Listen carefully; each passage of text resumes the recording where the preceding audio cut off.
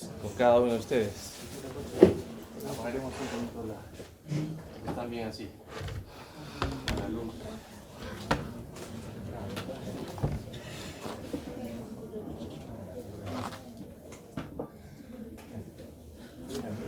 Creo que se me va a dormir atrás, ¿no? ¿Está bien? ¿Seguro? Bien, buenas noches nuevamente. Para mí es una nueva oportunidad de compartir con ustedes en este nuevo año, previo a un año importante para ustedes, ¿no? Que es el internado médico y el comienzo de su carrera profesional. Así que creo que si todos los que han llegado hasta aquí, creo que es el momento de consolidar conocimientos, consolidar y aplicar lo que se ha aprendido justamente en estas clases, que se van a aproximar a lo más cercano a la realidad. Hubiésemos querido hacerlo en el hospital, pero la oportunidad que van a tener va a ser el próximo año. Así que ya creo que nos hemos presentado en la clase inaugural. Algunos no, de repente no han tenido la oportunidad, les invito a revisar el video. La idea era esa, que revisen el video, porque todavía siguen preguntando cuándo entregan la práctica. La guía de prácticas se entrega esta semana que ya empezamos o la siguiente. Es la siguiente semana, o después de las prácticas, por si acaso. Listo, vamos recalcando ese tema porque son las mismas preguntas. A ver, mi nombre es Luis Alberto Álvarez Ancas. Siempre se confunde mi segundo apellido, Álvarez Ancas. Soy médico internista. Estoy abocado a la parte clínica, evidentemente, pero también vamos a tocar en la asignatura partes o temas quirúrgicos con manejo médico quirúrgico. ¿Listo? Así que no se extrañen ya han podido revisar la guía y los temas. De eso se trata. Englobar todo y tomarlo todo como una unidad dentro de las grandes ramas y diversidad de lo que es la medicina. Bien, ya los iré conociendo a cada uno. La participación, como les digo, es vital para mí. Siempre les digo que participen sin temor. Es ahora. Este momento, este tiempo es valioso. No se va a volver a repetir. Así que cada uno que haga su resumen, su repaso, o viene ya revisando algo de la clase, creo que tiene ganado bastante. Y el siguiente año, como verán, el manejo de exponer y presentarnos ante un público es importante. ¿Listo? Creo que todos por ahí tienen la experiencia, no tanta, pero de eso se trata ahora, de poder reforzar eso. Así que vamos a hablar, hay temas que igual vamos actualizando a lo largo del tiempo, porque se basan básicamente en guías de práctica clínica, protocolos, normas técnicas, documentos que se van actualizando no solamente durante el año, sino que pueden actualizarse también durante varios años, ¿no? Como van a ver algunas guías que se actualizan 5 o 10 años, pero también hay documentos que se actualizan en 6 meses o en poco tiempo. ¿Listo? Vamos a hablar un poco de la farmacología clínica. Hablaremos después de lo que es el manejo de drogas. ¿Por qué es importante el manejo de drogas en la insuficiencia renal? ¿Por qué partimos de este tema? Porque no solamente hablar de terapéutica es hablar de el uso o el manejo de los medicamentos o las drogas, sino que es mucho más amplio y abarca la parte preventiva también, la parte preventiva promocional. ¿Listo? Hay estrategias, ¿no? Como quien ha tenido la oportunidad de revisar la guía de prácticas, se toma como referencia quizás la definición de Francisco Morón, y hay muchas, en la que es un arte, y se van a dar cuenta, es un arte en la que hay que tomar al paciente de forma individual y como si fuera un familiar suyo, un hermano, su padre o ustedes mismos. En la que hay que, es un arte, ¿por qué digo? Porque hay que tomar en cuenta no solo la edad, el género, las comorbilidades, qué tipo de medicamentos, si tiene una patología, por ejemplo una insuficiencia renal, ¿no? Hay que ajustar dosis o no, efectos adversos, qué medicamentos toma además, ¿no? Interacciones medicamentosas. También hay que considerar si el paciente tiene alguna enfermedad de fondo y toma otros medicamentos, si el paciente, es más, hablando de este tema, si el paciente ya tiene una amputación, si el paciente viene con una discapacidad física, de eso se trata. Por eso hay que englobar todo para dar el mejor tratamiento. en el que no solamente son fármacos, sino también es dieta, sino también es medidas de estilo de vida saludable, ¿no? Actividad física, ¿no? Dejar hábitos nocivos, ¿no? El tabaco, la sal en exceso, ¿no? Etcétera. Eso vamos a verlo ahora. Bien, para algunos la terapéutica, ¿no? La terapéutica para algunos es parte de la farmacología y otros consideran una ciencia aparte. Una ciencia aparte. Como les dije, es un arte. En la que, en este caso, vamos a hablar de la insuficiencia renal, pero ya este término está entrando en desuso, como se van a dar cuenta. Se prefiere muchas veces hablar de una lesión renal aguda, una enfermedad renal aguda o una enfermedad renal crónica, ¿no? De acuerdo a las guías, y ustedes ya muchos lo saben. ¿Listo? Así que voy preguntando algunas cosas. A ver, un segundo. Creo que no hay como traducir más. Sí.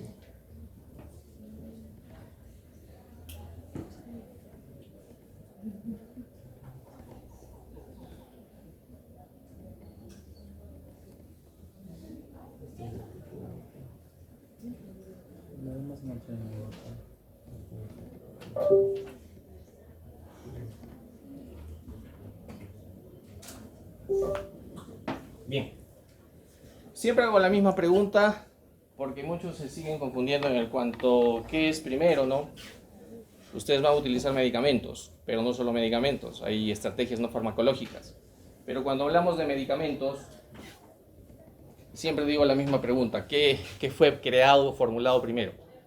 ¿El medicamento genérico o el medicamento de marca? Por ejemplo, tengo un paracetamol y tengo un Panadol, un Quitadol.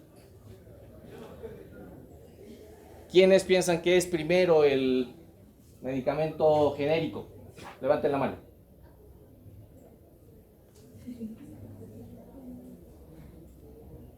Tienen la valentía de levantar la mano. ¿Sí? ¿Nada más?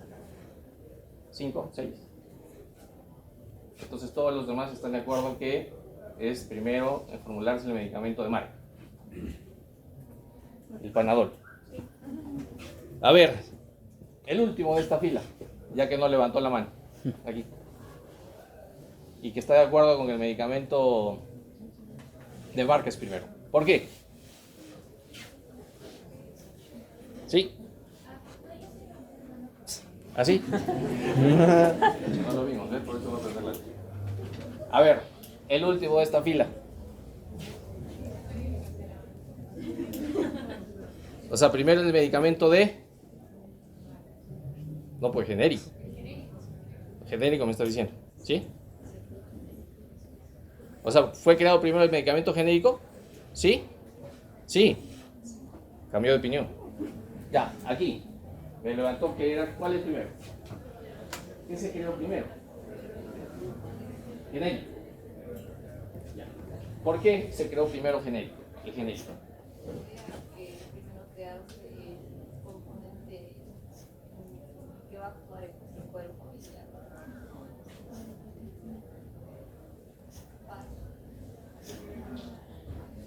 A ver aquí. Primero, ¿cuál fue?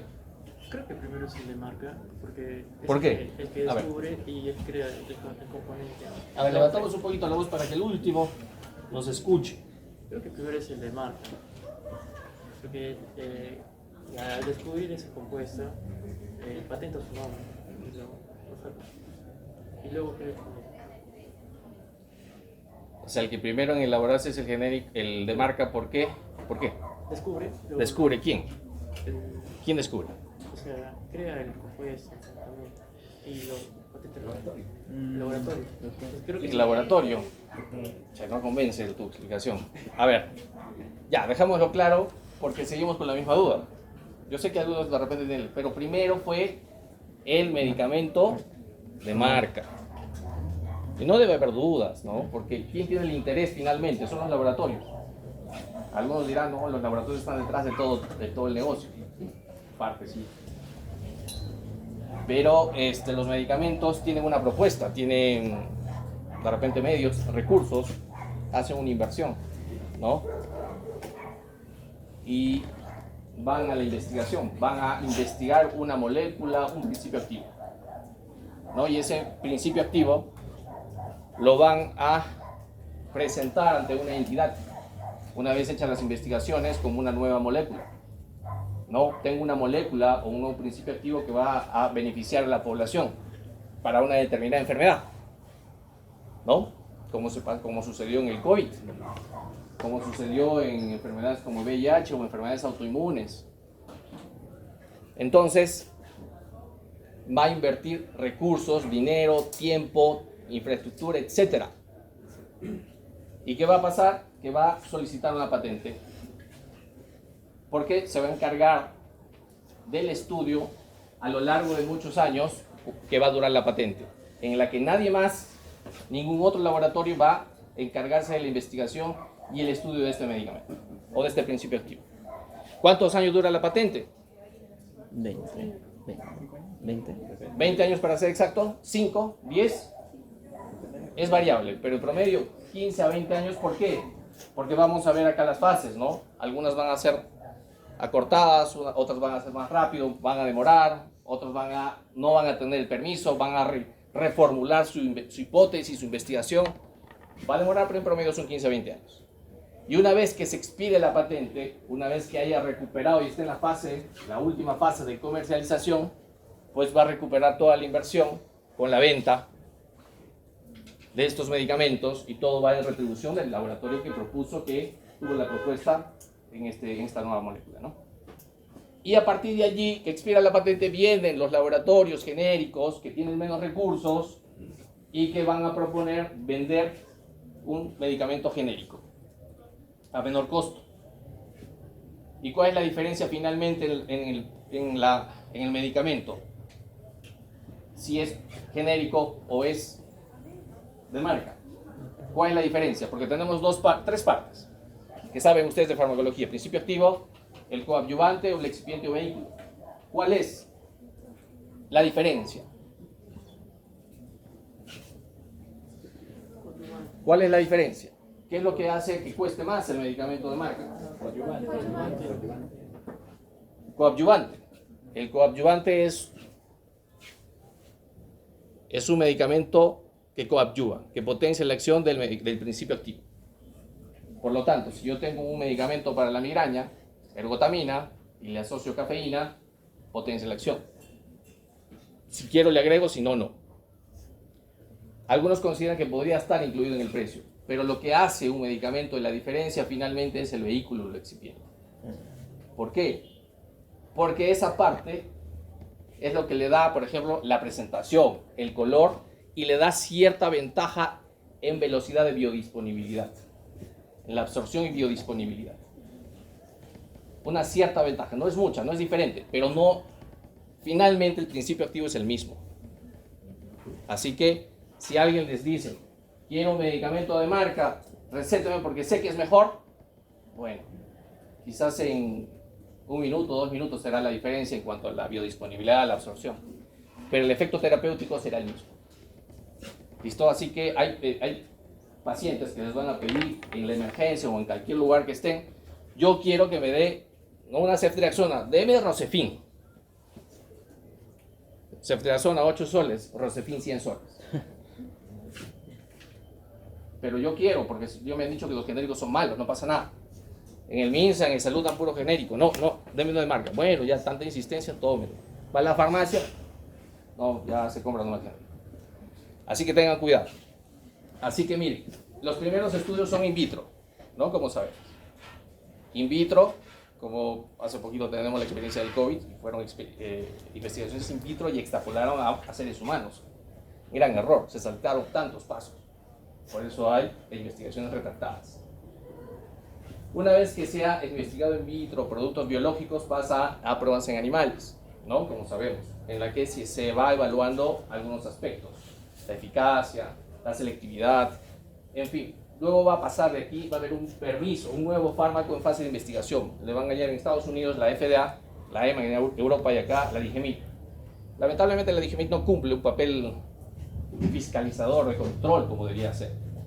Muchas veces se pasa, pero en otros lugares no. Acá tiene que ser muy riguroso, a pesar, lamentablemente ha pasado, se acordarán, y ahorita les digo el ejemplo, y una vez que pasa fase 1, los estudios son solamente en voluntarios. Normalmente muchos son sanos, otros serán pacientes con alguna enfermedad. No se hace comparación con grupos controles, ¿no? No hay un grupo comparador. Y son grupos, sujetos en número pequeño, ¿no? 100, 20, 100. Y luego, una vez que pasa, acá se evalúa la seguridad. Ante todo, la seguridad ya empieza a evaluarse aquí porque estamos evaluando seres humanos. En adelante, la seguridad es evaluada.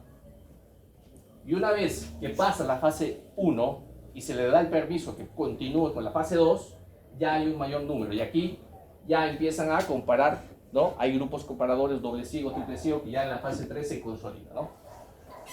Aquí ya se evalúa la eficacia, pero sí, la primera fase también se evalúa la farmacocinética. Y en adelante la seguridad y en la segunda fase la eficacia, y van de la mano hacia adelante, evaluando eso. Fase 3, doble ciego, triple ciego, y luego hay un permiso acá en la NDA, solicitud de nuevo fármaco, un permiso previo a la fase de vigilancia, ya en la comercialización, que también hay una fase posterior.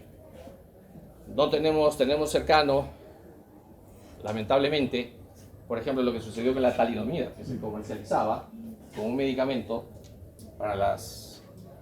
como alternativa a los barbitúricos para las náuseas y vómitos en gestantes, y terminó siendo un efecto terrible, teratogénico, ¿no? La miel, el focomiel. Pero eso es en los años 50. Hay más de 10.000 personas que todavía, algunos han fallecido y pagan las consecuencias hasta el día de hoy, ¿no? Congresistas que toman decisiones en nuestro país. Pero tenemos, acá lo más cercano, el Rofecoxib en el 2004, que estaba comercializándose y empezó a fallecer personas por infartos de miocardio, enfermedades cerebrovasculares, los strokes, ¿no? Ya comercializándose y ya han tenido que ser retirados. Y finalmente, bueno, se siguen comercializando y siempre van evaluándose los aspectos que les he mencionado, ¿no? Seguridad, farmacocinética, eficacia, ¿no? En algún momento también la eficiencia, ya más adelante. ¿Listo? Bien, acá hay fundamentos que hay que tener en cuenta. Fundamentos para hablar ya de farmacología en insuficiencia renal. Hay algunos fundamentos porque hay que ajustar la dosis. Porque si no hacemos un ajuste de dosis en algunos pacientes que tienen una enfermedad renal, vamos a generar un mayor daño renal, un daño que ya llega a ser muchas veces irreversible.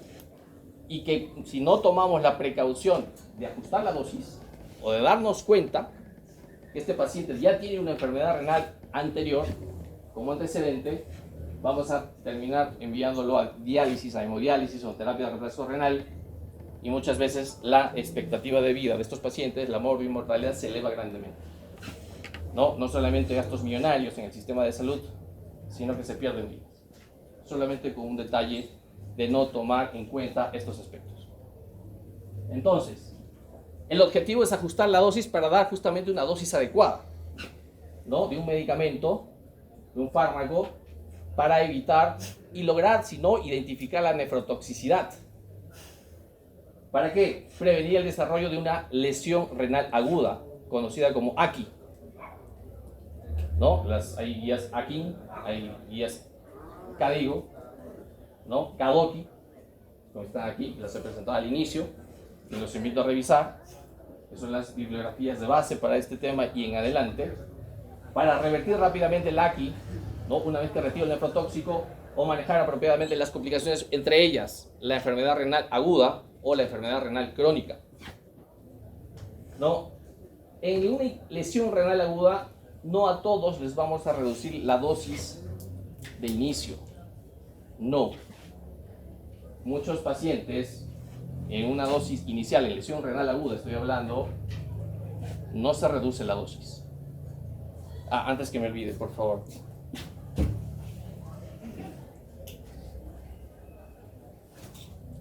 Vamos a pasar la asistencia.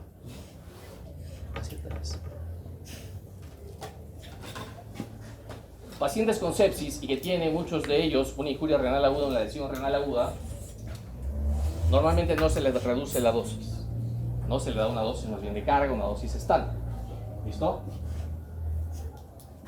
¿Y por cuál es la razón? ¿No? Porque disminuir la dosis de este antimicrobiano, de este antibiótico, puede incrementar la posibilidad de infradosificar y que no ejerzamos el efecto terapéutico que queremos. Y que el paciente se complique y tenga una evolución desfavorable. ¿Listo? ¿Por qué? Hay un aumento, hay una compensación en un AQI. Hay un aumento del volumen de distribución a costa de ¿qué? De la disminución de la depuración o aclaramiento del medicamento, ¿no? Justamente en las fases iniciales, en una lesión renal aguda. Entonces, habitualmente se da en pacientes de lesión renal aguda sépticos, eso hay que recordar.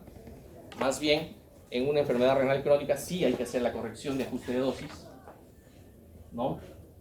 Pero en los pacientes que van a recibir cefalosporinas, por ejemplo, medicamentos hidrofílicos, como betalactámicos, cefalosporinas, carbapenems, con un aumento de volumen de distribución se aconseja aumentar 25-50% de la dosis de carga, ¿no? ¿No? El volumen de distribución, ¿qué es? Es una relación, ¿no? La concentración total del medicamento en el cuerpo en relación con el plasma, con la sangre. En enfermedad renal crónica sí se debería estimar, normalmente deberíamos estimar, para establecer la dosis adecuada, estimar una tasa de filtración glomerular. Hay que estimarla antes que medirla. Hay infinidad, podrán decir, ventajas y desventajas entre medirla, pero ¿cuál es el principal problema? Tiempo. Tiempo. El paciente, si no actuamos oportunamente, va a desarrollar una enfermedad renal de un AQI, renal aguda, renal crónica. Irreversible, ¿no? Hablar de enfermedad renal crónica, ya hablamos de irreversibilidad. Por eso el concepto o definición para algunos de insuficiencia renal va en desuso, porque se utiliza más adecuadamente es el término de lesión renal o injuria renal, desde el punto de vista de reversibilidad y lograr tratar de recuperar un estado basal o lo más cercano a él. ¿Listo? Solamente para que vayan conociendo el AQI, las guías aquí, CADIGO, en este caso las CADIGO, tienen una definición muy clara que yo les voy presentando y les voy haciendo una introducción, porque esto lo vamos a ver más en detalle hablando de este tema. Pero algunos tienen que ya tener una idea de cuál. Hay tres formas de definir un AQI, una injuria renal aguda o lesión renal aguda. Cuando hay aumento de la creatinina sérica, que es mayor o igual a 0.3 dentro de las 48 horas, las primeras 48 horas. Un incremento de la creatinina sérica mayor o igual a 1.5 veces del estado basal dentro de los 7 días que han sucedido, ¿no? O sea, yo debería tener una creatinina sérica basal para compararla con la actual, dentro de los 7 días previos. ¿Listo? O no solamente dirán la creatinina está bien, tiene una creatinina, como sabemos el valor, el rango normal es en promedio de acuerdo al laboratorio, pero en promedio es 1, 1.1. Está en 1, pero el paciente no tiene diuresis o tiene una oligoanuria, tiene menos de 500 o de 100 a 100 mililitros en 24 horas de diuresis. Entonces, no se confíen en solamente considerar la creatinina como un parámetro de injuria renal, lesión renal o enfermedad renal crónica, que se puede superponer a una forma alguna. ¿Listo? Y esto es, les voy adelantando, esto puede ser preguntado en el examen. Y no solo para un examen, sino para cuando ustedes tengan que aplicarlo frente a su paciente, al pie de gama. Si la diuresis es menor de 0.5 mililitros kilo hora en 6 horas. ¿Listo? Y yo de acá puedo sacar muchas preguntas y así los hacen. En 24 horas lo transformo a 6 horas. ¿Está en injuria renal o no? ¿En AQI o no? Para 6 horas. ¿No? Puedo sacar el cálculo para 12 horas por kilo de peso. Entonces simplemente acá para recordar los estadios de AQI, ¿no? Simplemente le voy multiplicando. Hay simplemente el doble o el triple o el valor más de 4 de la creatinina me da una idea de los estadios según la creatinina sérica o el gasto urinario o el volumen urinario o diuresis oral. ¿Listo? Son dos parámetros que se consideran importantes clínicamente y simplemente al observar a mi paciente. No necesito todavía laboratorio más allá que la creatinina. Aquí, la clasificación rifle, a algunos les encantaba decir el rifle, por el riesgo, injuria, falla, pérdida de la función renal y un estadio terminal. Lo dividí en varios estadios, ¿no? Quizás a algunos le generó alguna confusión y se simplificó con la clasificación aquí, a solo 3. Simplemente el 1.5 veces, por 2, por 3 o cuando la creatinina es más de 4. O, comparativamente hablando, la diuresis menor a 0.5 si es en 6 horas, en 12 o en 24 horas o tiene una anuria más de 12 horas para un ACT. O un CADIGO que es parecido, que no solamente considera el doble o el triple, sino ya unos valores de 1.5 o 1.9 veces, o de 2 a 2.9 veces la creatinina basal, o 3 veces la creatinina basal, o cuando la creatinina también es mayor o igual a 4, ya se considera un estadio 3 o un AQ3. ¿Ya? Bien, este gráfico siempre lo presento porque es un resumen, si bien se han actualizado muchas veces, pero solo para recordar un AQI. ¿Cuáles son las causas de un AQI? De injuria o lesión renal prerrenal, la renal propiamente dicho, o intrínseca o postrenal. Aquí es el principal problema de la nefrotoxicidad o del manejo de los medicamentos. Aquí, si bien hablamos de pacientes sépticos, que pueden tener una sepsis, ¿no? O un paciente que, además de la sepsis, hay que utilizar un medicamento o que se automedicó o alguien le dio un medicamento. Por ejemplo, es muy clásico, y eso no quiero que cometan el mismo error, y siempre lo observamos en pacientes que a veces se van a la farmacia o por ahí, paciente que tiene una infección urinaria, una pielonefritis aguda, ¿no? Lumbalgia, disuria, fiebre, ¿no? Y alguien le da un medicamento parenteral, un aminoglucosa, la clásica gentamicina o amicacina, intramuscular por 3 días y su analgésico. Sin saber cómo estará su función renal, de repente era un paciente de 80 años y ya tenía un crecimiento prostático grado 3, que ya estaba generando una enfermedad renal crónica y generó una infección urinaria, y le dan su amicacina con una creatinina de repente basal de 2 y le dan gentamicina. 3 días. Es más, regresa al mismo sitio, 5 días porque sigue con síntomas. ¿Qué sucede? A los 2 días, al día siguiente, Tomás va por emergencia al hospital, edematizado, ya no orina, desorientado y encima con fiebre, porque la infección urinaria sí. ¿Listo? Entonces, cuidado. ¿Cuáles son los medicamentos? Aquí hablando justamente de los medicamentos de tóxicos exógenos, ¿no? Es una causa importante la necrosis tubular aguda, ¿no? Como una progresión muchas veces de la prerrenal, pero muchas veces por medicamentos tóxicos son los que generan esta injuria renal aguda o lesión renal aguda. ¿Cuáles son más frecuentes? Aminoglucósidos. Hay otros, la vancomicina de uso hospitalario. ¿Para qué se usa la vancomicina? Como glicopéptido. Se usa ¿para qué? Estafilococo aureus. ¿Meticilino sensible o resistente? Resistente. Idealmente con un antibiograma o cultivo, ¿no? Síndrome de hombre rojo, síndrome de Dres, nefrotoxicidad, ototoxicidad, injuria renal aguda, progresión de enfermedad renal crónica, complicaciones, muerte. Cuidado. Hay otros, betalactámicos, las cloroquinolonas, rifampicina, agentes antivirales, los antimicóticos como la fotilicina B, analgésicos, ¿no? Hay quienes les encanta automedicarse para sus cefaleas, para estudiar, ibuprofeno cada 8 horas, o paracetamol 4 gramos al día, ¿no? Sí, no, por emergencia. Aparte de una falla hepática con un ACT. Hay otros agentes para quimioterapia, pero hay otros también. En las sustancias de contraste, sea sustancias yodadas o el gadolimio para las resonancias, también es un tema aparte. Se está mejorando este aspecto porque hay contrastes de alta osmolaridad que generan un alto riesgo de injuria renal asociada con contraste. Y eso se está manejando actualmente en utilizar sustancias de baja o normal osmolaridad. ¿no? Eso se mejora, ya no es como antes.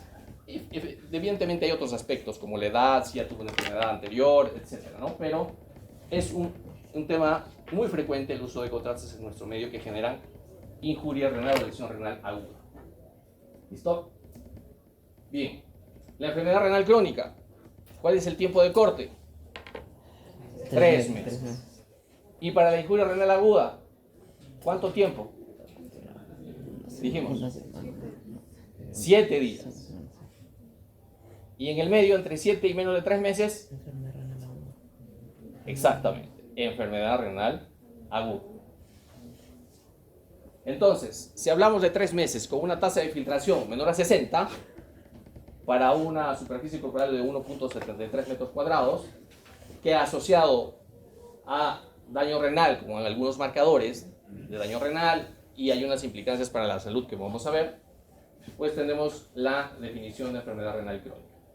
¿Cuáles son estos marcadores? Y que se utilizan mucho, ¿no? Estos son marcadores que se utilizan en el laboratorio y la clínica, pero hay otros marcadores que ya se dan desde el momento en fases moleculares, pero se utilizan todavía esto, por ejemplo, la tasa de excreción de la albúmina mayor a 30 miligramos por 24 horas, o el famoso ACR, albúmina creatinina, este cociente mayor o igual a 30 miligramos por gramo. Alteraciones en el sedimento urinario, ¿no? Hay que ver la hematuria, que nos puede dar alguna idea. Alteraciones en electrolitos, eso ya veremos, trastorno hidroelectrolítico, ácido-base. Alteraciones histológicas ya, ¿no? Para eso en algunos casos se llega a una biopsia renal. Alteraciones estructurales por imágenes y historia de trasplante renal previo o candidato al trasplante. Se usa como marcador de daño renal precoz la microalbuminuria. Cuando hablamos de microalbuminuria de 30 a 300 o macroalbuminuria mayor de 300, ya se prefiere utilizar de repente una proteinuria en 24 horas y es un marcador de daño de disfunción endotelial. Y por eso, ante la clasificación de la CADIGO, ¿no?, que se actualizaba en 2024, tenemos 5 estadios, que hay que recordar el estadio 5, que la tasa de filtración es ya menor a 15.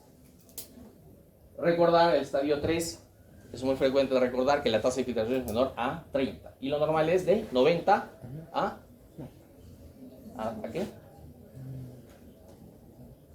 ¿A 200? A 120. Y la tasa de infiltración es mayor en hombres o en mujeres. ¿Por qué? Por la masa muscular. ¿Y qué tiene la masa muscular? Creatina. Tiene creatina, que es el sustrato para la formación de creatinina. ¿Y la creatina de dónde viene? Se almacena en músculos. Se almacena en el músculo, pero no se sintetiza. ¿Dónde está? ¿Dónde se produce? ¿De dónde se obtiene? De... Aquí alguien toma creatina, va al gimnasio alguien y se toma creatina en polvo, mezclado con su yogur. Es muy frecuente que se tome creatina sintética. Cuidado. Vienen pacientes, yo tomo creatina, doctor. Y la creatinina alta en orina, se elimina bastante creatinina. ¿Y qué puede generar una AQI o ya está generando una enfermedad renal crónica? Sí, es común también encontrar pacientes así.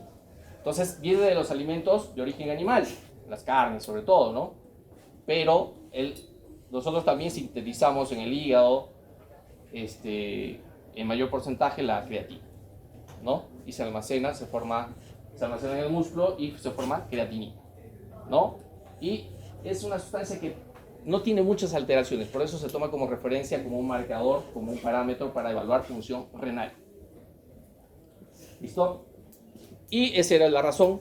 Ahorita vamos a continuar, vamos a hacer otra pregunta. Pero la asocia la CADIGO con la pérdida de proteínas. Hay una hiperfiltración de proteínas a medida que va habiendo un daño renal que se va haciendo de agudo, de repente, y pasa en el tiempo a hacerse crónico. Y si asociamos con la microalbuminuria o la albuminuria, tenemos un estadio mucho más confiable, ¿no? Asociando con el estadio de la tasa de filtración de la creatina. ¿Cuál es la causa más frecuente de enfermedad renal crónica? Diabéticos, siempre en las visitas se pregunta lo mismo, ¿y cuál será? Pues, hipertenso, dice, hipertenso. Hipertenso es la segunda causa.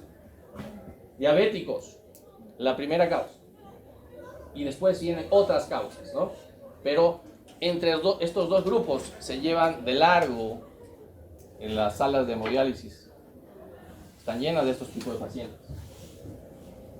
Y si llegaron por una diabetes, terminan también haciendo pacientes presentan hipertensión arterial, ¿no? Por daño renal, ¿no? En enfermedad renal crónica, ya hemos dicho, y esto quiero aclarar, se mide en orina de 24 horas o la forma de velocidad de 4 horas, recolectando al paciente. Recolecten orina de 24 horas y hay que medir la creatinina, la tasa de filtración, la velocidad con la que se ha filtrado en 24 horas, o lo podemos estimar. ¿Qué harían ustedes?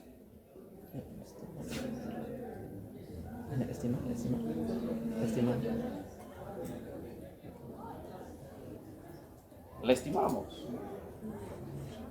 Porque hay varios factores. El paciente de repente no... Hay varios factores como la toma de la muestra. No va a cumplir las indicaciones. De repente va a recolectar la mitad de la diuresis en el día y la otra en el baño. O pues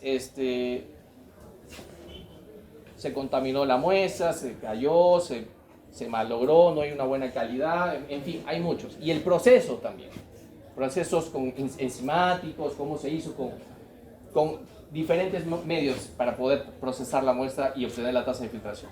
Entonces, es mejor estimar.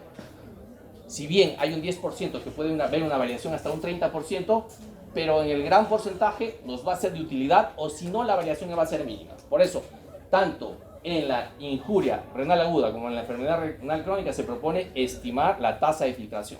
Es igual a la tasa de filtración, y ahí completo la pregunta, tasa de filtración que depuración de creatinina. Es lo mismo. Le doy 2 puntos y me dicen por qué es igual o es diferente. 1, 2, atrás. ¿Es igual? No. Porque ustedes van a ver en las bibliografías que anteriormente, hace unos años, se utilizaba mucho el clearance o la depuración de creatinina. Y ahora usamos básicamente tasa de filtración de creatinina. ¿No? ¿Es igual? Muchos textos lo van a tomar indistintamente, pero hay una variación. No es igual.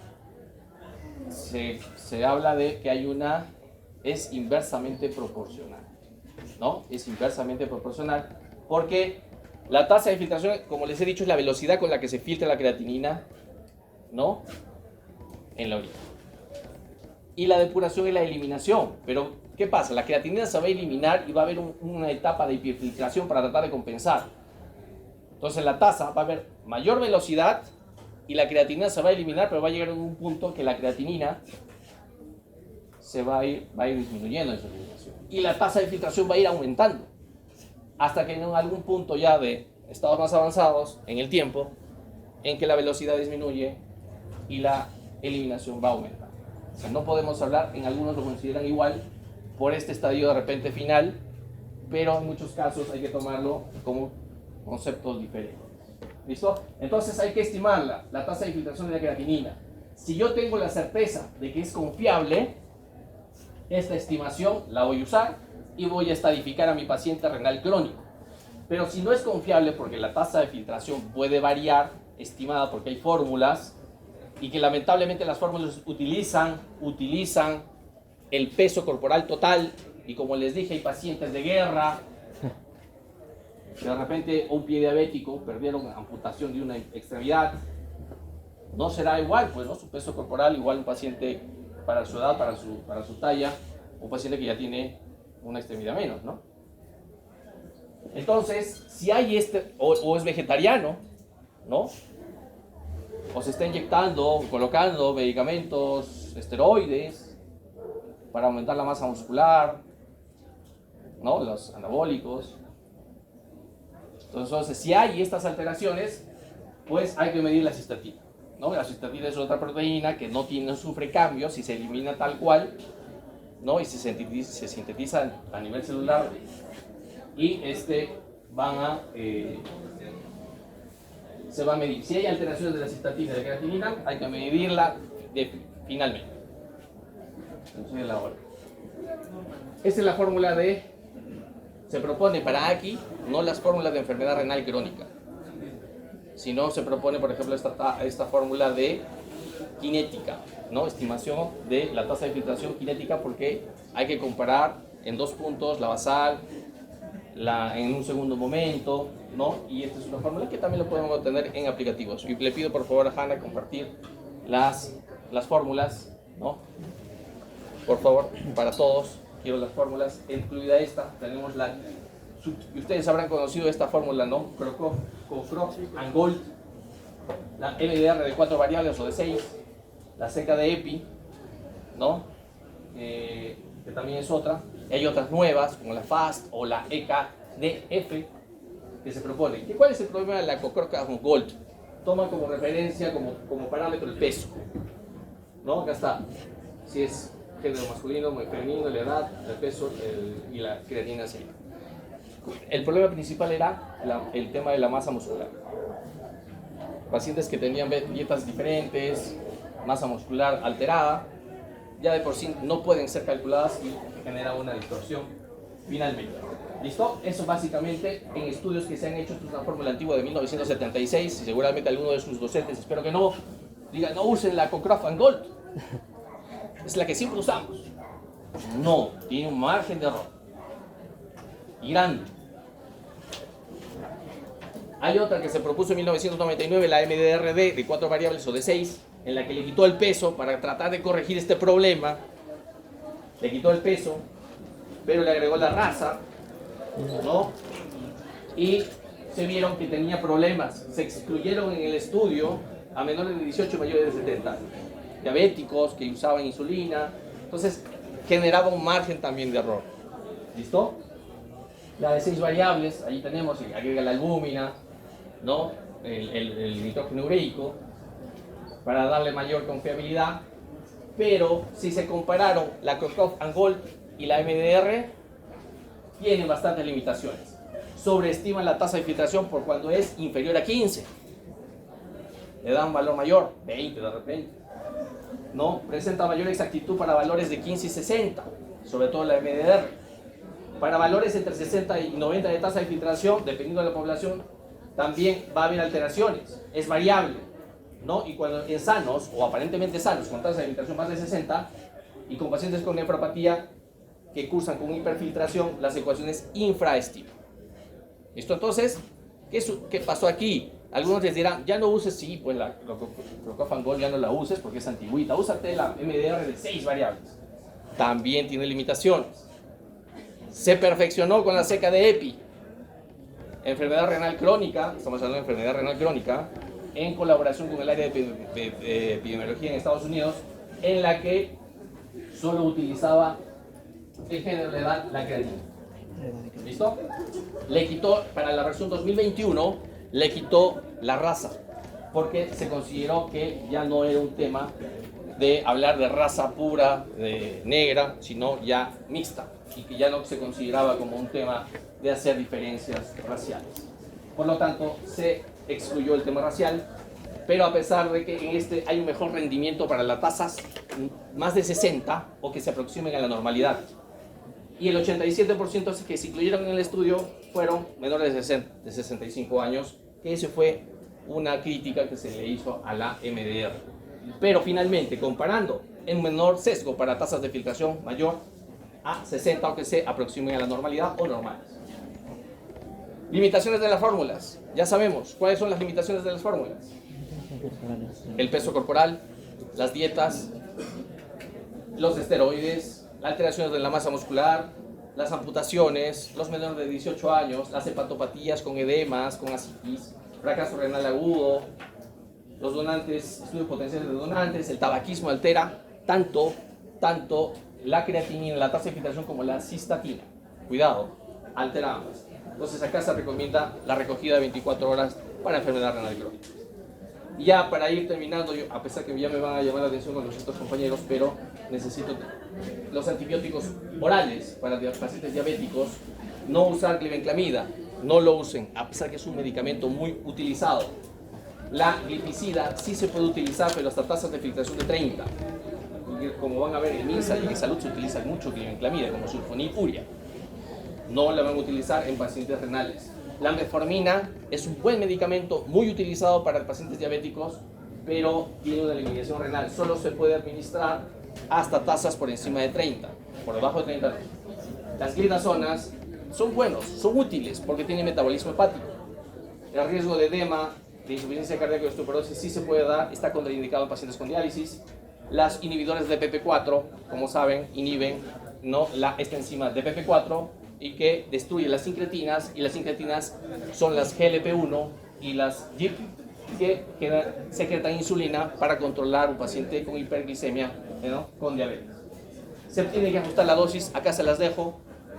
Igual, en un paciente que tiene tasas de filtración menor a 30, que ya no puede usar metformina, debería utilizar insulina. Sobre todo si la hemoglobina glicada, no glicosilada, es otro término que ya está en desuso, porque es una reacción no enzimática, tiene que utilizarse insulina, pero también hay que corregirla cuando la tasa de filtración cae por debajo de 50. Se usa insulina en un paciente, según las guías ADA para diabetes, cuando la hemoglobina glicada es de 10 para arriba. De inicio se puede utilizar ya insulina. En un paciente con hemoglobina glicada de 6.5 a 8.5 se debería proponer, si la tasa de filtración idealmente es más de 45, metformina. Si es de 30 para abajo, hay otras alternativas sin utilizar insulina, como los inhibidores de PP4, repaglinida, o hay que evaluar el riesgo-beneficio de la metformina en ese rango. ¿Listo? Acá, estatinas. Solo ajuste de dosis en enfermedad renal muy avanzada. ¿Se puede utilizar fluvastatina, atorvastatina? Sí, no es necesario el ajuste en estas estatinas, que son útiles para las dislipidemias. Fibratos de elección, el genfibrosilo, por ejemplo, para las hipertrigliceridemias, ¿no? Riesgo de miopatía elevado si combinamos estatinas con fibratos, como el genfibrosilo. No se aconseja combinar por riesgo de rhabdomiólisis, daño muscular, con generación de inquietud. El ezetimibe también para las dislipidemias, eficacia demostrada, no requiere ajuste de dosis. Es un complemento muchas veces a las estatinas. Los AINES, a ellos que les dije que se toman ibuprofeno, se toman naproxeno, cuidado, puede generar un AQI o conllevar a una progresión de enfermedad renal crónica. ¿Listo? El paracetamol se metaboliza en el 95% en el hígado y se elimina también vía renal. Hay una recomendación del ajuste de dosis cuando la tasa es de 10 a 50 o cuando es menor a 10, ¿no? Simplemente el ajuste de dosis puede ser disminuyendo la dosis o espaciando la dosis o haciendo menor la frecuencia. ¿Listo? O sea, alargando el tiempo en la frecuencia. Mejor. Los antiagregantes plaquetarios, tener cuidado también. No necesitan ajuste en enfermedad renal crónica, pero están contraindicados en esas tasas de filtración. Por ejemplo, la aspirina, ¿no? El clopidogrel también, el prasugrel. Ahí los dejo. Ahora bien, los anticoagulantes, pregunta muy frecuente. La warfarina, ¿la podemos usar en enfermedades con enfermedad renal aguda o crónica? ¿Sí o no? Sí se puede utilizar. Y aquí, cuando la tasa es menor a 15, hay que evaluar riesgo-beneficio, pero sí se puede utilizar la warfarina. Las demás, hay ajuste de dosis.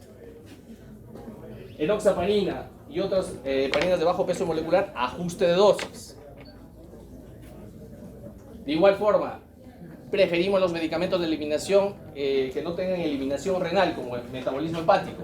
Por ejemplo, estos, macrólidos, glicosamina, la lincomicina. Estos no, ya dijimos, aminoglucósidos, metalactámicos, levofloxacino, tambutol. ¿Listo? ¿Hay alguna forma de manejarlo también? ¿Hay alguna forma más fácil de manejar de acuerdo a la tasa de filtración? Sí, tenemos una forma, no un escalón. De acuerdo a la tasa de filtración voy disminuyendo los porcentajes, 30% o 60% si la tasa es menor a 30. Es otra forma también de manejarlo si no tengo un aplicativo. La ceftriaxona, muy utilizado para neumonías adquiridas en la comunidad. No requiere ajuste de dosis. No. Hay otros que sí requieren ajuste de dosis. Los he puesto en rojo, los que no requieren ajuste de dosis. Doxiciclina, una tetraciclina, que se utiliza mucho, por ejemplo, para bacterias atípicas, en neumonías, también. Doxiciclina, lincosamidas, clindamicina, metronidazol, no requieren ajuste de dosis, la puedo dar sin problemas. Inhibidores de la ECA, captopril, enalapril, fosinopril, etcétera, sí requieren ajuste de dosis. Los ALA2, antagonistas receptores de angiotensina 2, y Versatán, los Satán no requieren ajuste de dosis. Furosemida, torasemida, diuréticos de asa de Henle, no requiere. Se pueden utilizar libremente. La furosemida solo se utiliza sobrecarga de volumen. Pacientes edematizados, edema agudo de pulmón, furosemida, no para forzar diuresis ni para bajar la presión arterial. La betalol, metoprolol, propranolol también se pueden utilizar sin ajuste de dosis. Pregunta final, y con esto acabo. Paciente a todos. Caso clínico que puede ser similar en el examen. Paciente de 65 años con antecedente de diabetes mellitus tipo 2, con amputación supracondilia del miembro inferior desde hace un año. Hipertenso, con enfermedad renal crónica de estadio 2. Acude por emergencia por úlcera infectada en el pie izquierdo, en el otro. Si perdió uno, ahora se complica el izquierdo. Creatinina 1.2, 82 kilos. Se va a administrar ciprofloxacino endovenoso, se considera que es una infección moderada en la dosis estándar de 400 cada 12 horas. De acuerdo al cultivo, le obtuvieron una muestra, una secreción de la lesión, y lo cultivaron y le generaron un antibiograma y se le va a poner su ciprofloxacina 400 miligramos cada 12 horas. Ahora la pregunta es, ¿se debe o no se debe realizar ajuste de dosis? Hago la pregunta. Sí. Levanten la mano quién se hace ajuste de dosis. ¿Quiénes opinan que se debe hacer ajuste de dosis?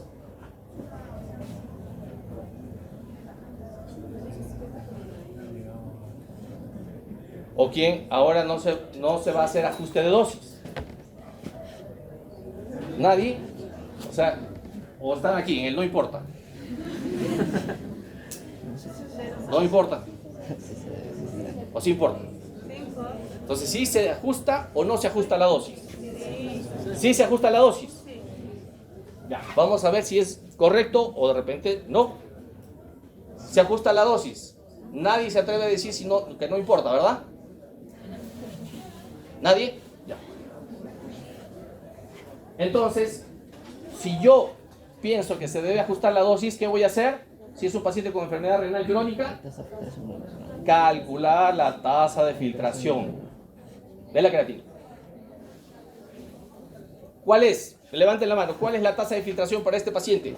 Le pongo participación, por favor. Ya hemos hablado. Y la tienen las fórmulas, por favor. Hanna les ha pasado, creo, a todos. ¿Cuánto es? Levante el primero que me levante la mano. ¿Cuál es? ¿Cuál es la alternativa?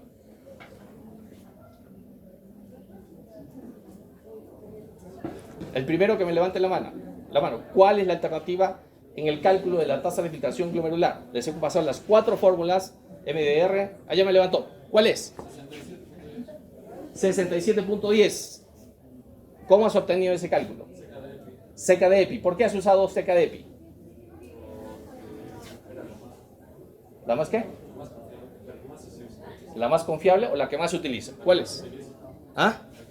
La que más se utiliza. No significa que la más se utiliza sea la más confiable. Correcta la alternativa C. Sí. Aunque no me deja dudas en la justificación. Por lo tanto, 67.